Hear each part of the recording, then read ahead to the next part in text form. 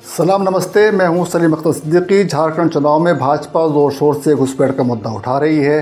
क्या भाजपा के नेता नहीं जानते कि दूसरे देशों से होने वाली घुसपैठ रोकने की जिम्मेदारी राज्य सरकारों की नहीं बल्कि केंद्र सरकार की होती है? क्या भाजपा नेताओं ने जनता को बेवकूफ़ समझ लिया है? हो सकता है कि देश के कुछ लोगों को ये बात समझ में नहीं आती हो कि घुसपैठ रोकने की जिम्मेदारी राज्य सरकारों की नहीं केंद्र सरकार की होती है, इसलिए वे भाजपा नेताओं की बात सच मान लेते हों। लगता है भाजपा नेता ऐसे ही नासमझ लोगों को झूठ समझाने में कामयाब हो जाते होंगे। कुछ भी हो सकता है। जब नाले से निकलने वाली गैस से चूल्हा जलाकर चाय बनाई जा सकती है और सामने बैठे लोग तालियां बजा सकते हैं, तो कुछ भी हो सकता है। भाजपा नेता इस समझाने में भी कामयाब हो सकते हैं कि डॉलर के मुकाबले रुपया विपक्ष की वजह से कमज़ोर हो रहा है। यह भी कह सकते हैं कि महंगाई की जिम्मेदार इंडिया गठबंधन है। ये कहने में भी गुरेज नहीं कर सकते कि जो लोग देश का पैसा लेकर विदेश भाग गए हैं उनका संबंध इंडिया गठबंधन से है। भाजपा नेताओं के पास कहने के लिए कुछ नहीं है, इसलिए बटेंगे तो कटेंगे, एक रहेंगे तो सेफ रहेंगे जैसे जुमले उछाले जा रहे हैं। असम के मुख्यमंत्री हेमंत बिस्वा शर्मा घुसपैठ को लेकर कुछ ज़्यादा ही मुखर हैं। जब उन्हें यह याद दिलाया जाता है कि घुसपैठ रोकने की जिम्मेदारी तो राज्यों की नहीं केंद्र सरकार की होती है, तो वह कहते हैं घुसपैठ रोकने की जिम्मेदारी सबकी है। हेमंत बिस्वा शर्मा दावा करते हैं कि असम में मुस्लिम आबादी 1952 के 12% से बढ़कर वर्तमान में 40-42% हो गई है, जिसका मुख्य कारण घुसपैठ है। अगर ऐसा है तो केंद्र सरकार क्या कर रही है, राज्य सरकार क्या कर रही है? शर्मा जवाब दें कि जब 2011 के बाद से जनगणना ही नहीं हुई है तो वह किस आधार पर कह रहे हैं कि असम की जनसंख्या में मुस्लिम आबादी 12% से बढ़कर 40-42% हो गई है। वह कहते हैं अगर घुसपैठ जारी रही तो वे दिन दूर नहीं जब मुख्यमंत्री को घुसपैठियों के सामने आत्मसमर्पण करना पड़ेगा। यह कोई राजनीतिक मुद्दा नहीं है बल्कि राज्य को बचाना सभी की जिम्मेदारी है। राज्य सरकार को इस मुद्दे पर आम सहमति बनानी चाहिए, ऐसा उन्होंने झारखंड में कहा है। और घुसपैठियों के खिलाफ कार्रवाई शुरू करनी चाहिए। कार्रवाई कौन करेगा? जब केंद्र और राज्य में डबल इंजन की सरकार है तो किसकी जिम्मेदारी है भाई? घुसपैठ रोकने की 10 साल के शासन के दौरान प्रधानमंत्री नरेंद्र मोदी ने घुसपैठ रोकने के लिए क्या किया, क्या कदम उठाए? क्या असम के मुख्यमंत्री हेमंत बिस्वा शर्मा ने इस पर कभी ध्यान भी दिया है या नहीं? असम में तो हज़ारों करोड़ रुपए खर्च करके एनआरसी हो चुकी है। 19 लाख से ज़्यादा ऐसे लोग मिले जिन्हें घुसपैठ क्या माना गया। भाजपा अवैध घुसपैठियों का मतलब सिर्फ मुसलमान मानती है। बांग्लादेश से होने वाली घुसपैठ में हिंदू और मुसलमान दोनों होते हैं। 31 अगस्त 2019 को एनआरसी की अंतिम सूची जारी की गई थी और 3.3 करोड़ आवेदकों में से 19 लाख से ज़्यादा लोगों के नाम लिस्ट में शामिल नहीं किए गए थे। बीजेपी ने इस लिस्ट का भी भारी विरोध कर दिया था। विरोध इसलिए किया गया था क्योंकि हिंदू ज़्यादा पाए गए थे। बीजेपी का आरोप था कि लिस्ट में मुस्लिमों की तुलना में अधिक हिंदुओं को बाहर कर दिया गया है, इसमें भी दिक्कत थी उन्हें।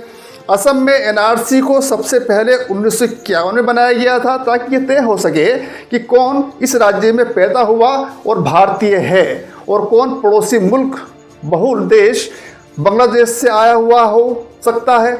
इस रजिस्टर को 2013 में सुप्रीम कोर्ट की निगरानी में पहली बार अपडेट किया गया। इसमें उन लोगों को भारतीय नागरिक के तौर पर स्वीकार किया गया जो कागजातों के जरिए साबित कर पाएँ कि वे 24 मार्च 1971 से पहले राज्य में रह रहे हैं। आजकल भाजपा नेता डेमोग्राफी बदलने का भूत खड़ा भी कर रहे हैं। उनके निशाने पर उत्तराखंड और हिमाचल प्रदेश जैसे शांत कहे जाने वाले राज्य भी हैं। मुसलमानों के खिलाफ सुनियोजित तरीके से मुहिम चलाई जा रही है। अगर उत्तराखंड और हिमाचल प्रदेश में मुसलमानों की आबादी बढ़ रही है तो क्या हिंदू की आबादी वहाँ घट रही है? डेमोग्राफी बदलने का ठीकरा बांग्लादेशियों और रोहिंग्या मुसलमानों के सिर पर फोड़ा जा रहा है। न कोई तथ्य है न कोई सबूत है। बस हिंदूवादी संगठन भगवा झंडा लेकर सड़कों पर आ जाते हैं, मस्जिदों को तोड़ने की बात करते हैं, उन्हें वैध बताते हैं। देश के हर नागरिक को देश के किसी भी हिस्से में जाकर बसने और कारोबार करने का हक है। ये अधिकार संविधान ने दिया है। मुसलमान भी इसी हक का इस्तेमाल कर रहे हैं। अब जम्मू कश्मीर में भी शेष भारत के नागरिक बस सकते हैं। धारा 370 खत्म होने के बाद कारोबार भी कर सकते हैं। हिंदुवादी संगठन पहाड़ी राज्यों में अलिखित धारा 370 लाना चाहते हैं, जिसके तहत मुसलमानों को पहाड़ी राज्यों में बसने और कारोबार करने का अधिकार नहीं होगा। क्या देश में इतनी घुसपैठ हो चुकी है कि डेमोग्राफी बदल रही है? अगर हाँ, तो घुसपैठ रोकने की जिम्मेदारी किसकी है? वैसे ये सब घुसपैठ हुई है नहीं हुई है, ये तो जाति जनगणना से पता चलेगा। अगर घुसपैठ हो रही है तो इसका मतलब ये है कि देश की सीमाएं सुरक्षित नहीं हैं। देश की सीमाओं को सुरक्षित करने की जिम्मेदारी किसकी है? केंद्र सरकार की है। लेकिन केंद्र सरकार राज्य सरकारों को दोषी ठहरा रही है। इतना साफ झूठ भाजपा नेता कैसे बोल लेते हैं? क्या उन्हें इतनी शर्म नहीं रही कि अपनी असफलता दूसरों के सर पर डाल रहे हैं? केंद्र में 10 साल से भाजपा की सरकार है, वही घुसपैठ का मुद्दा उठा रही है। जनता भी इनके बरगलाने में कभी कभी आ जाती है। मुंबई की डेमोग्राफी बदलने का शिकवा छोड़ दिया गया है। चुनाव के वक्त घुसपैठ याद आ जाती है, उसके बाद भूल जाते हैं। गोदी मीडिया भी घुसपैठ का हवा खड़ा करने में भाजपा की बहुत मदद करता है। जब भाजपा नेता बटेंगे तो कटेंगे, जैसे जुमले और घुसपैठ का डर दिखा रहे हैं, तब महंगाई अपने पूरे जलाल पर पहुंच चुकी है। अक्टूबर महीने में खाद्य महंगाई दर में तेज उछाल आया और डबल डिजिट को पार करते हुए 10.87% पर जा पहुंची है। 4 दिन पहले ही प्रधानमंत्री नरेंद्र मोदी महंगाई के बारे में कह रहे थे कि 10 साल के कालखंड में सबसे कम महंगाई रही। देखिए कितनी बड़ी बात बोली थी उन्होंने। खुदरा महंगाई का दर जो आंकड़ा जारी किया गया है, उसके मुताबिक अक्टूबर में सब्जियों की महंगाई दर में भारी बढ़ोतरी आई है। ये तो आपको ही पता होगा सब्जियां कितनी महंगी हो गई हैं। सब्जियों की महंगाई दर 40.18% रही है, जो सितंबर में 35.99% रही थी। दूध और उससे जुड़े प्रोडक्ट्स की महंगाई दर 2.97% रही है। हालांकि दालों की महंगाई में थोड़ी कमी आई है और घटकर 7.43% रही है, जो सितंबर में 9.81% रही थी।